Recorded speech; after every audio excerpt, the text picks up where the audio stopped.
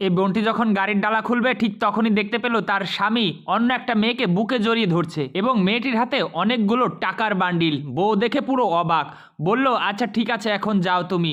পরের দিন যখন দেখতে পেল সেই আরেকটা সিঁড়িতে হাত ধরে বসে আছে, বউ দূর থেকে দেখছে আজকে বাড়ি আসুক, তারপর দুজন কথা বলে দিন শেষে বাসায় ফিরল।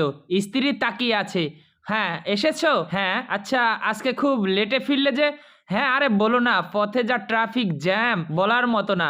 ও ট্রাফিক জ্যাম? ট্রাফিক জ্যাম নাকি প্রেমিকাকে বুকে জড়িয়ে ধরার সময় চলে যায় সেই জ্যাম? আরে তুমি কি বলছো এসব? হ্যাঁ আমি ঠিকই বলছি, যা দেখেছি আমার নিজের চোখে দেখেছি। আজকাল তুমি আমাকে রেখে অন্য মেয়ের সাথে পরক্রিয়ায় জড়িয়েছ, এ আমার ভাবতেও অবাক লাগে।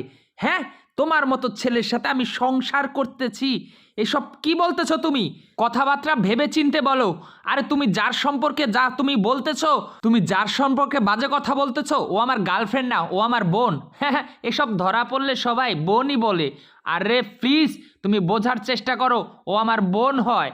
হ্যাঁ এতদিন দেখলাম না বোন, আর আজকে বোন উদয় হলো। একদিন যাওয়ার সময় সে বলল দাদা আমার মার ক্যান্সার হয়েছে, হসপিটালে লাস্ট স্টেপে আছে, 1.5 লাখ টাকা দরকার।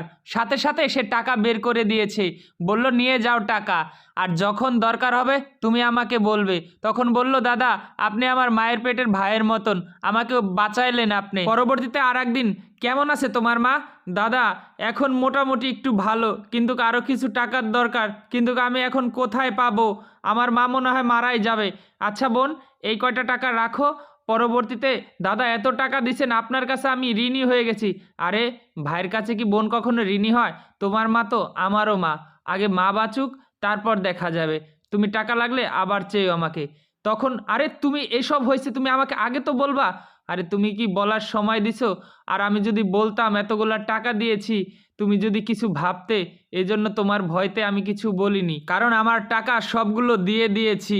আরে রুস্তম তোমার টাকা আর আমার টাকা কি আলাদা? না আসলে আমি এগুলো ভাবতে পারিনি, তুমি আমাকে না জানিয়ে এত বড় একটা উপকার করছো, তারপরেও তুমি আমাকে একবার জানাতে পারতে, আমি তো তোমার স্ত্রী। আচ্ছা ঠিক আছে তুমি বসো, আমি তোমাকে খাবার দিচ্ছি। সত্যি কোনো বিষয় না জেনে মন্তব্য করলে ভালো সম্পর্কটাও নষ্ট হয়ে যায়। ভিডিওটা ভালো লাগলে শেয়ার করে দিবেন।